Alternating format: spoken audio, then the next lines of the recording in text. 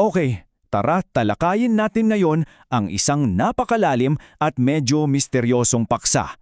Susubukan nating intindihin ang isang partikular na interpretasyon ng propesiya mula sa Aklat ng Pahayag para unawain ang konsepto ng nobya ni Kristo.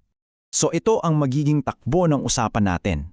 Uunahin natin yung mga simbolo, tapos titignan natin yung isang labanan sa kasaysayan, aalamin kung ano ang ibig sabihin ng isang key term at maglalatag tayo ng 6 na puntong checklist. At sa dulo, titignan natin kung paano ito ginamit ng source para tukuyin ang isang partikular na grupo. Game? Simulan na natin. Ang buong kwento ay nagsisimula sa isang napakalinaw pero misteryosong imahen na makikita sa Aklat ng Pahayag.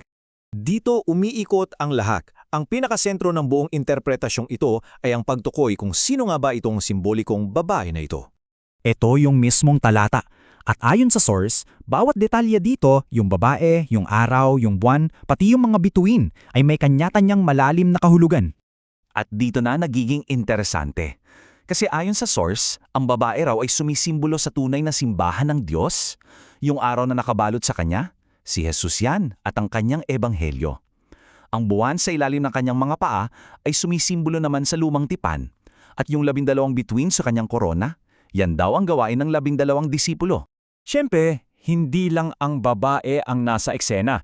May iba pang mga karakter sa malaking kwentong ito. Nandyan ang sanggol na lalaki na si Jesucristo raw at ang kontrabida, ang malaking pulang dragon na kumakatawan kay Satanas na kumikilo sa pamamagitan ng imperyo ng Roma. So nakahanda na ang entablado para sa isang malaking sagupaan. O sige, punta naman tayo sa kasunod na kabanata. Paano ba nangyari itong digmaan na to at kailan? Dahil may specific na timeline daw ito. So ang argumento ng source, nung hindi na direktang matarget ni Satanas si Jesus dahil umakyat na siya sa langit, ibinaling niya ang kanyang galit sa mga tagasunod niya, sa simbahan na sinisimbolo ng babae. Dito napapasok ang isang napaka-espesipikong numero, 1,260 na araw. Ito raw ang eksaktong haba ng panahon kung kailan tatakas at magtatago ang simbahan sa ilang para makaiwas sa matinding pag-uusig. Teka, 1,260 na araw? Parang 3 taon lang. Medyo maiksi. Well, dito pumapasok ang isang prinsipyo sa pag-interpret ng propesiya. Ang isang araw daw sa propesiya ay katumbas ng isang literal na taon sa kasaysayan. Kaya yung 1,260 na araw, nagiging 1,260 na taon. At ayon sa source, sakto raw ito sa isang yugto ng kasaysayan.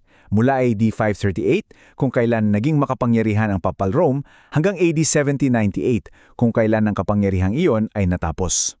Okay, so pagkatapos ng napakahabang panahon ng pagtatago, itong 1,260 taon na ito, ano na ang nangyari sa simbahan? Dito na pumapasok yung konsepto ng nalalabi or remnant sa Ingles. Ang simbahan daw na lumitaw pagkatapos ng 1798 ay ang huling-huli, ang pinakatapat na bersyon ng simbahan ng Diyos para sa mga huling araw. At dito na talaga ang pinaka-crucial na parte ng buong argumento. Paano natin makikilala itong nalalabing simbahan na ito? Well, ayon sa source, nagbigay ang Biblia ng isang malinaw na 6 na puntong checklist. Ito yung 6 na palatandaan. Dapat, lumitaw ito pagkatapos ng 1798. Dapat sinusunod nito ang lahat ng 10 utos. Dapat may pandaigdigang misyon at iba pa. Ngayon, tingnan natin ang ilan sa mga pinakamahalagang punto dyan. Ayon sa source, 2 sa pinakamabigat na requirements ay, una, ang pagsunod sa lahat ng 10 utos, kasama na dyan ang pag-obserba sa Sabat ng ika-7 araw o Sabado. Pangalawa, dapat taglay nito ang tinatawag na kaloob ng propesiya. Ang isa pang malaking pamantayan ay dapat ipinapangangaral ng simbahang ito ang mensahe ng 3 anghel. Ito raw ay parang isang final warning, isang huling panawagan sa lahat bago ang paghuhukom at isang babala laban sa pagsamba sa maling kapangyarihan.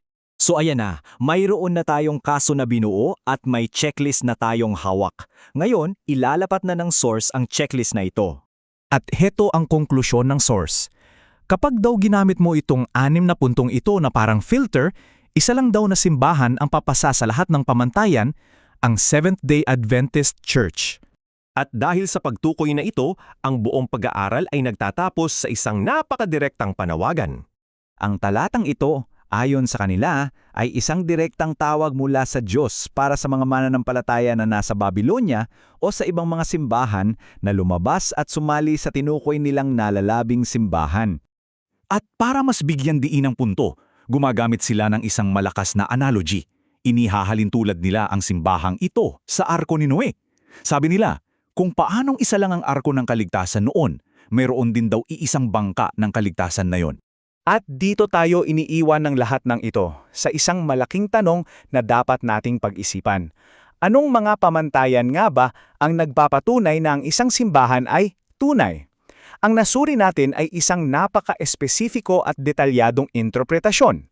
Ang mahalaga rito ay ang makita natin ang iba't ibang paraan kung paano binubuo at inuunawa ng mga tao ang kanilang pananampalataya. Maraming salamat sa pagsama ninyo.